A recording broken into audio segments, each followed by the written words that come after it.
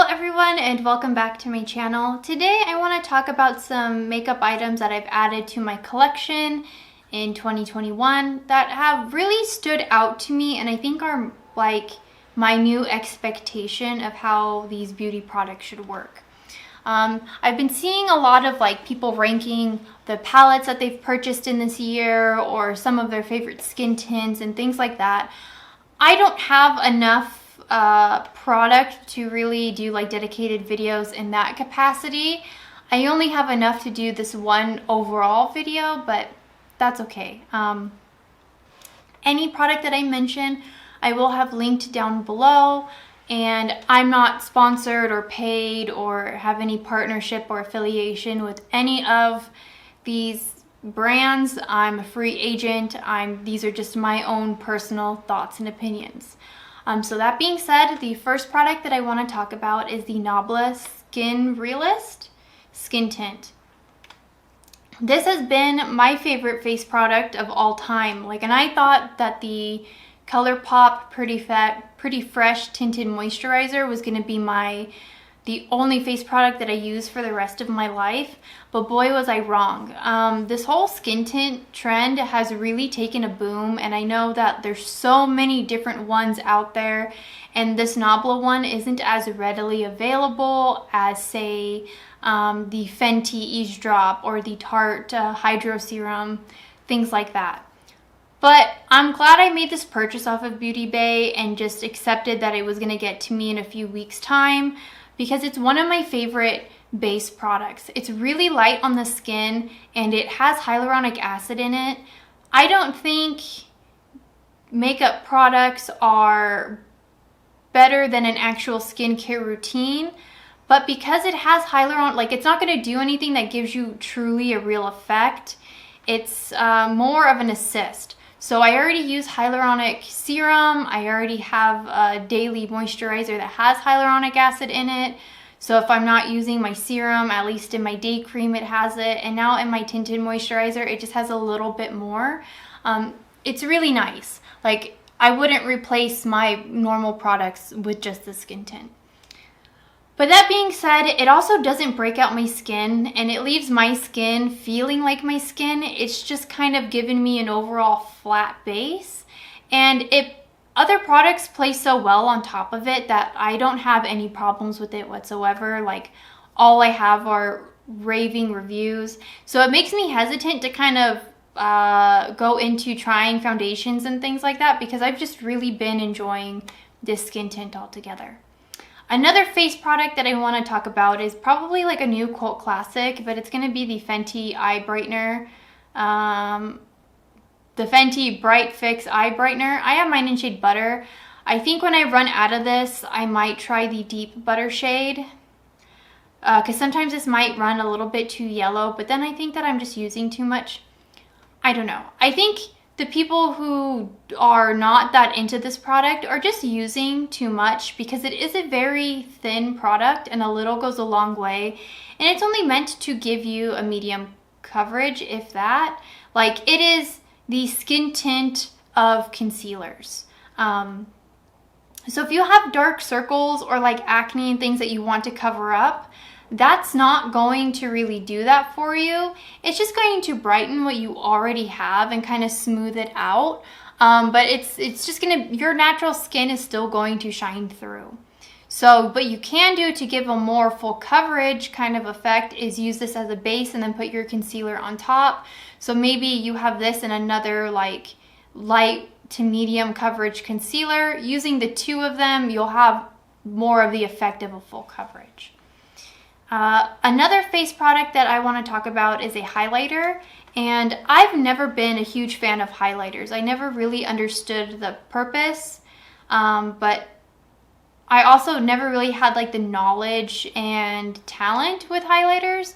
In my small little minimal collection before I got back into makeup, I didn't even use highlighter. I didn't need any more shine, I thought, because my T-zone already got pretty oily throughout the day, and where people were placing highlighter was just right in those zones, so why would I want to add more attention to that? But I had gotten some of the Kaleidos highlighters back in February of 2020. It was right before the pandemic really like shut everything down. And those are more in the $20 price range, I believe. And the one I'm going to talk about is the Space Age Prophecy. And this one is more in the $30 range. But what makes this one so special and unique is that it's a duochrome. And it catches green and orange in the light. Like, it's just so pretty. And like when I'm doing like a natural makeup look, this is the highlighter that I use. And like, I know we don't have natural like green and orange catches, but it really just calls out to my cyberpunk aesthetic. And I'll use it as an inner corner highlight. I'll use it to blend out other shades. I'll use it as a cheek topper.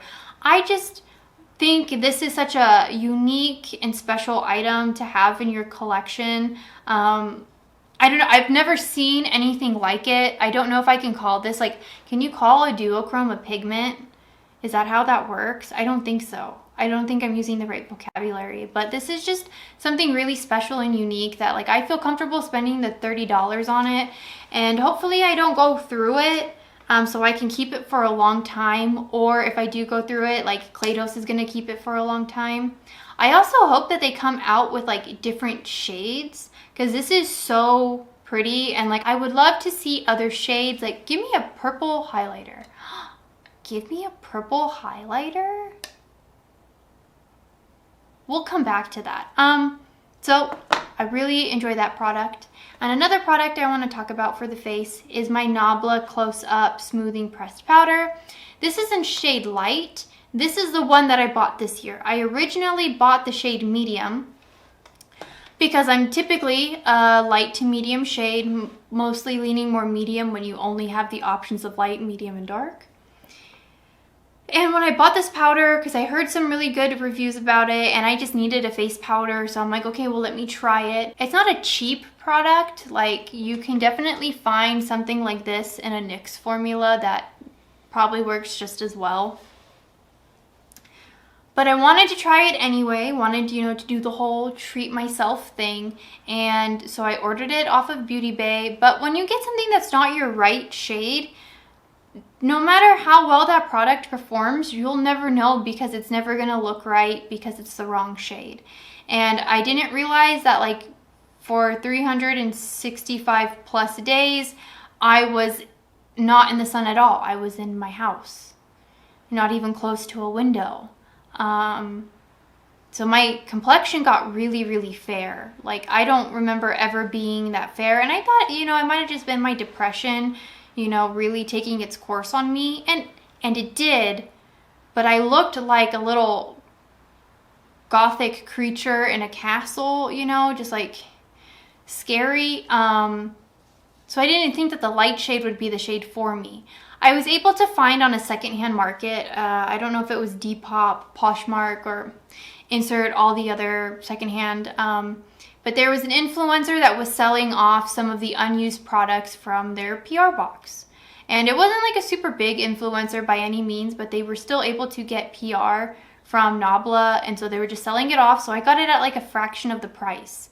And it worked so well for me, and I love it so much that like I wouldn't mind, if I go through it, I wouldn't mind repurchasing it.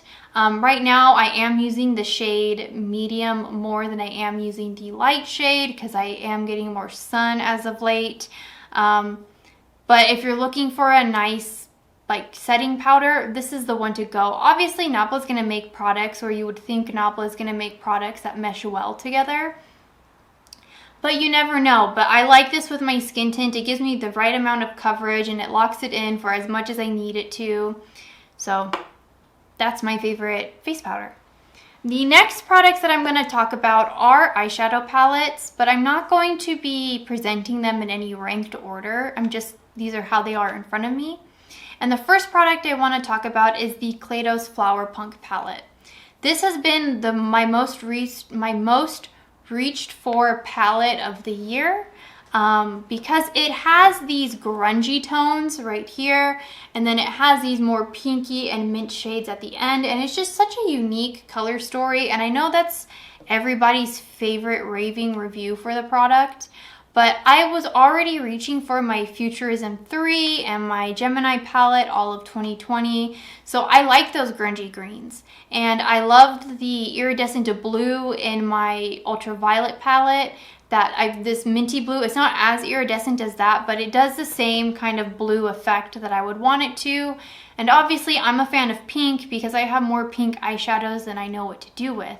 But for me, this is like almost the perfect travel palette because it's all the kind of color schemes. It summarizes my color collection in one palette. And I can do so many different kind of looks with this palette. I feel like as of late, everything has been a monochromatic palette, which is fine when you're building your collection because you might not be someone who usually goes towards palettes that have red in it. But if you had one red monochromatic palette, if you ever needed a red, it's there. But now that everything is a monochromatic palette, you almost have to use like 3 or more palettes to do like a fun look. And for me, if I have to use more than 2 palettes, like I'm out. Like I just want to be in I don't want to have as many products out, and I don't have the time, you know, like my brain can't comprehend that. The next palette I want to talk about is the ColourPop What Dreams Are Made Of palette. And it's this cute springtime palette. Let me rewind. The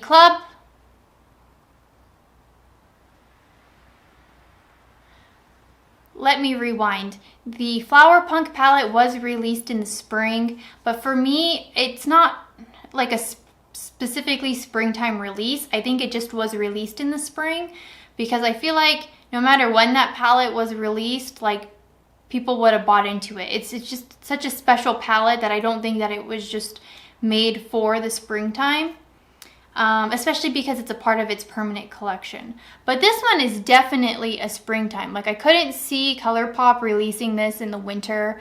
I couldn't see them doing this in like fall, like around Halloween. This is definitely springtime. And you have these purples and some pinks and a green, and it's such a cute palette. For me, this is special and unique because Lizzie McGuire was one of those shows that like I remember tuning in to watch. I remember watching what Lizzie and the friends were all wearing and how I could recreate that look at home. I've been doing forms of casual cosplay for a long time. And it's just, I don't know, it was just a really sweet collection, especially because like this year, or I think my entire life, I don't know, purples and greens have really been calling to me. Like those are my favorite kind of shades to play in, and that's exactly what this gave me. But it gave it to me instead of in a more deep, plummy, grungy way. It was definitely in a more bright, I wouldn't say pastel and I wouldn't say neon, but it was definitely in a more brighter capacity. And it's also one of those items that like brings me back to a time in my life. Like I will always remember having this palette and getting this palette because my partner and I have this joke about it being a Lizzie McGuire weekend. If I'm at home doing my makeup for like filming or for stream or whatever, my partner will ask like, oh, is it gonna be a Lizzie McGuire weekend? It's already sentimental to me, so I don't plan on getting rid of it. It's very sweet. I think it's like the only real highlight that I have of like this terrible pandemic time. The last palette I want to talk about is, I didn't purchase this in 2021. I did purchase this palette in 2020. Like I was probably one of the first people to purchase this palette. This is my first time ever staying up and staking out and doing like I don't think it was a pre-order, but you know, just like as soon as something went live and you're purchasing it. I've done this for anime merchandise. I've done this for concert tickets. I've done this for event tickets like at Disneyland and things like that. Like, but I've never done this for makeup. I never thought like, oh, why would I have an alarm that goes off at 2 o'clock in the morning to go buy makeup? Like if I don't get it, I don't get it. But I really wanted to buy this palette because this particular content creator has been another big part of my life in a way. And I know that sounds weird because it's not like me and her are like actual friends in any capacity. Like I think that we're friends because I watch her online, right? But like we don't know each other like that. And she was so kind enough to help me like do my video for this palette. She gave me her backdrop and she was very sweet and she commented on my video, and like it was just such a fun experience, especially kind of coming into makeup and into the YouTube beauty space. So I was just really excited to buy the Club Nebula palette and to be a part of like that first drop. And to me, this is another palette that is very sentimental to me in a way of just like, not in the same sweet way that, you know, like me, my partner having a joke about it being a Lizzie McGuire weekend, but in a, I'm trying to do my best in this really hard time, and it doesn't matter where you're coming from, you just have to start. I'm including this palette in this video because even though I bought it in 2020, I'm only really truly now diving in and playing with this palette in 2021. It's an intimidating palette, and as someone who's very new to eyeshadows and makeup in general, and just trying to find what my aesthetic is, what I like, what I don't like, it's hard with this palette because it's user-friendly, but then also not. Like, it's obviously a palette for Angie, and she says that because obviously she wasn't going to make a palette that she wasn't going to use, and I know she uses this a lot. I don't think she tries to do it too much on camera currently just because it is no longer available, but she was doing it a lot when, you know, she did have the restocks, and I'm sure she wears it a lot outside of YouTube, or at least outside of the YouTube space. But I don't know really how to do like a halo eye, and I tried to recreate some of the looks from her video that she did, and I tried to recreate other looks using this palette, and I just felt like I wasn't as pleased with those looks as I was, you know, using other palettes. So I just gave it a pause, played with other things to kind of strengthen my skills, and I've come back to this palette, and it's absolutely one of my favorite palettes of like all time. The shades in it are just so beautiful, and like it's so different from anything else. I know I was saying that like everything has been a monochromatic palette, like, and I'm over it. And this has enough like color play. There are some like greens in here, there's some blues, some reds, some purples, and it has these beautiful shimmers and duochromes that like, I'm looking at it right now, and because I'm a bit stronger in my makeup skills, I can look at this palette and start thinking of looks in my head, when before I didn't quite have that ability. So that's what I mean by it's not user-friendly, but it is. So what are some items that you've really been loving this year at our halfway point? Or maybe what are some items that you haven't been loving? I could probably do a video about that too. What are some items that you've really loved this year? Or maybe what are some items that you haven't loved this year? Maybe I can do a video about that too. I try my best to do my research on products before I buy them, but sometimes I miss the mark. But I'll see you guys next time. Anything that I mentioned will be in the links down below. And so I hope you have a wonderful day wherever you are. Bye.